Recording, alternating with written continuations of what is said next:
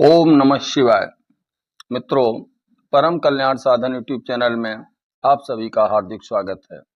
गरुड़ पुराण भारतीय पुराणों में से एक महत्वपूर्ण पुराण है।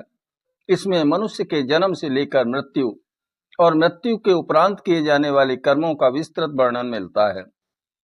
भगवान श्री कृष्ण ने गरुड़ पुराण के प्रेत कल्प में गरुड़ जी को बड़े ही विस्तार से बताया है कि जिस घर में या किसी के शरीर में प्रेत का वास होने पर क्या क्या लक्षण और संकेत मिलते हैं। मनुष्य के जीवन में कुछ आश्चर्यजनक घटनाओं का अगर संकेत मिलता है तो हमें समझ जाना चाहिए कि उस घर में प्रेत का वास हो चुका है। कुछ लोग इसे मात्र संयोग मानकर नजरअंदाज कर देते हैं, जबकि किसी के घर में यदि कोई भूत प्रेत प्रवेश कर जाते हैं तो उसका घर नरक से भी बदतर हो जाता है। अगर ये संकेत मिलें तो हमें तुरंत सचेत हो जाना चाहिए और उसके निवारण का उपाय अवश्य करना चाहिए।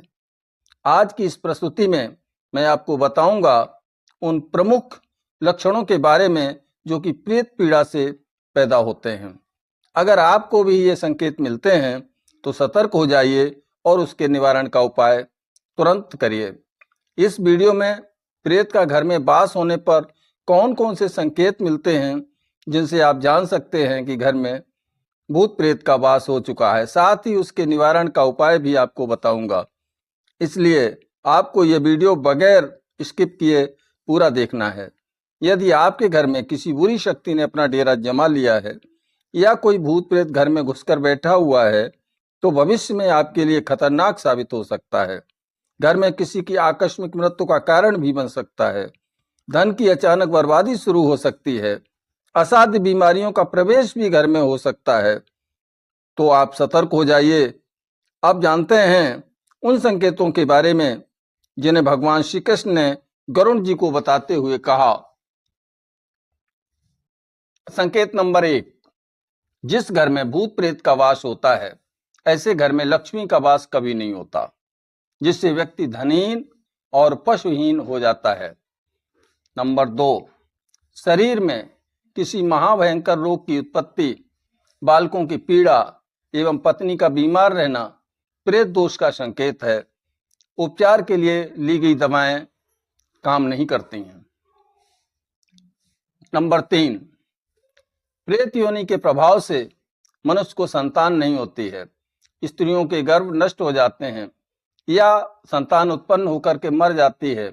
उन्हें रजोदर्शन भी नहीं होता। नंबर 4, स्वप्नावस्था में यदि हाथी, घोड़ा या बैल क्रोधित अवस्था में मारने दौड़े तो समझ जाइए घर में भूत प्रेत का वास हो चुका है। सपने में स्त्रियों को संभोग के दृश्य दिखाई दें या फिर किसी पर पुरुष से स्वयं संभोग करते हुए दिखें तो ये प्रेत बाधा का लक्षण है। नंबर 5, अचानक से घर में चमगादड़ आ जाएं तो समझ जाइए कि घर में प्रेत बाधा है। घर में अकेले रहने पर भय लगे, घर में बुरी गंध का आभास हो, घर में बैड फील हो और घर से बाहर जाते ही गुड फील हो तो समझ जाइए घर में प्रेत बाधा है। नंबर 6, अगर घर में मकड़ी के जाले बार बार बनते हैं, गिद्ध आकर घर में बैठ जाए तो समझ जाए घर में कोई बुरी शक्ति आ चुकी है। तुरंत इसका उपाय करें। अपनी जीविका नष्ट होना, प्रतिष्ठा और वंश का विनाश भी प्रेत बाधा के बिना संभव ही नहीं है। जिस घर में प्रेत बाधा होती है उसमें व्यक्ति कोई न कोई व्यसन शुरू कर देता है, कोई न कोई नशा शुरू कर देता है, जिससे उसके घर में बर्बादी शुरू होने लगती है। चोर, अग्नि और राजा से जो हानि होती है ये भी प्रेत संभूत पीड़ा ही है। अच्छी वर्षा होने पर भी फसल नष्ट हो जाती है, व्यवहार नष्ट हो जाता है, घर में अकारण कलह पैदा हो जाती है। ये सभी कष्ट प्रेत बाधा जन्य ही हैं। प्रेत बाधा के कारण ही बंधु बांधवों के साथ विरोध होने लगता है। नंबर 9, घर में प्रेत बाधा होने पर मनुष्य की बुद्धि, प्रीत, रति, लक्ष्मी और उसकी मति, इन पांचों का विनाश हो जाता है। तीसरी या पांचवी पीढ़ी में प्रेत बाधा ग्रस्त वंश का विनाश हो जाता है। ये बात भगवान श्री कृष्ण ने गरुड़ जी को बताई। अब बात करते हैं कि जिस घर में ये लक्षण प्रकट हैं, दिखाई देते हैं, समझ में आते हैं, इनमें से कोई सा भी लक्षण समझ में आ रहा है तो इसका निवारण अत्यंत आवश्यक है। तो क्या निवारण करना है, कैसे इनको हटाना है? तो इसके लिए आपको बार बार गंगा स्नान करना चाहिए, बेल के वृक्ष पर जल चढ़ाना चाहिए, पूरे घर में तुलसी दल मिश्रित गंगा जल का छिड़काव करें, घर में हनुमान चालीसा के 11 पाठ रोज करना चाहिए या फिर शिव सहस्त्र नाम का पाठ करके ओम नमः शिवाय स्वाहा मंत्र की सामान्य हवन सामग्री से 108 आहुतियां देनी चाहिए।